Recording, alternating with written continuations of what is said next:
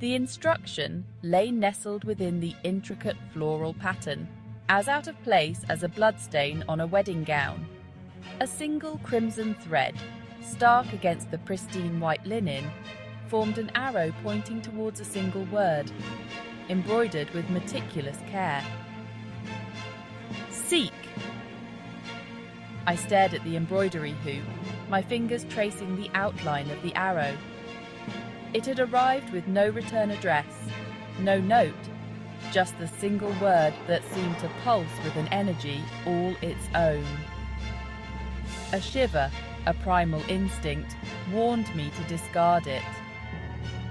The embroidery group was supposed to be my sanctuary, a haven from the relentless noise of my life. We were a quiet group, gathering weekly in the sun-drenched room at the local community centre. We shared patterns, gossip, and the occasional slice of lemon drizzle cake. Never secrets like this. The crimson thread felt dangerous, like a stray wire sparking with untold voltage. It whispered of a world beyond the mundane, a world I wasn't sure I wanted to enter. Yet, even as I considered throwing it away, I felt an undeniable pull towards the unknown. It was as though the scarlet thread had snagged on some hidden part of my soul, a part that yearned for something more than the predictable rhythm of my days. The word seek seemed to reverberate in my mind, a silent command that echoed with a strange sense of urgency.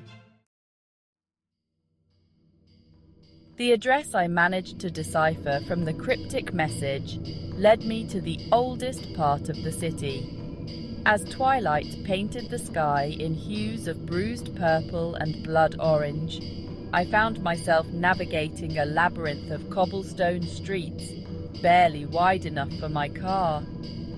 Gargoyles perched atop crumbling buildings, their stone faces contorted in silent screams that seemed to echo the growing unease in my heart.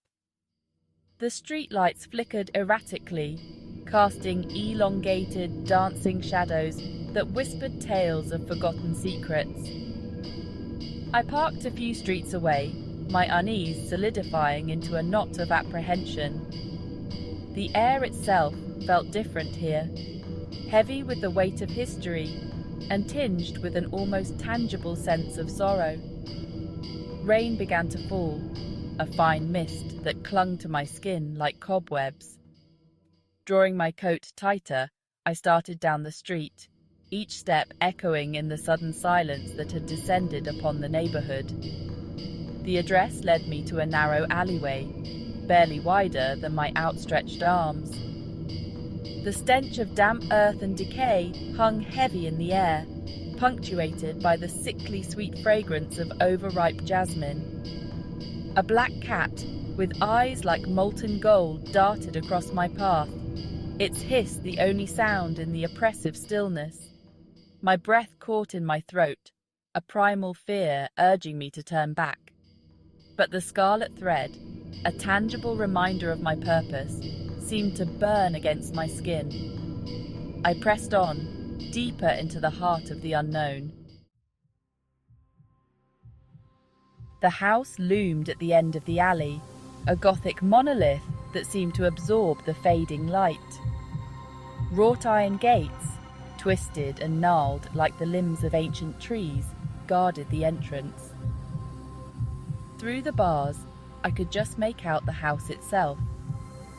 It was a 3-story structure of crumbling grey stone, its windows dark and lifeless. Vines, thick as my arm, snaked their way up the walls, their leaves rustling softly in the wind like whispered warnings. The air grew noticeably colder as I approached the gate. I reached out a hesitant hand, the iron cold and rough beneath my fingers. As I pushed the gate open, a chorus of rusty groans seemed to echo through the silence, as though the house itself was drawing a shuddering breath. A flight of moss-covered stone steps led up to a heavy oak door, its surface weathered and scarred.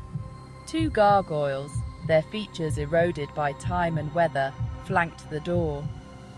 One was a grotesque caricature of a man, its mouth twisted into a silent snarl.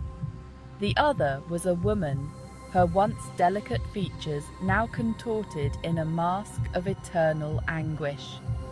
Their empty eyes seemed to follow me as I mounted the steps, a sense of dread settling over me like a shroud. This house whispered of forgotten tragedies, of secrets buried deep within its crumbling walls. And yet I felt strangely drawn to it, as though I were meant to be here.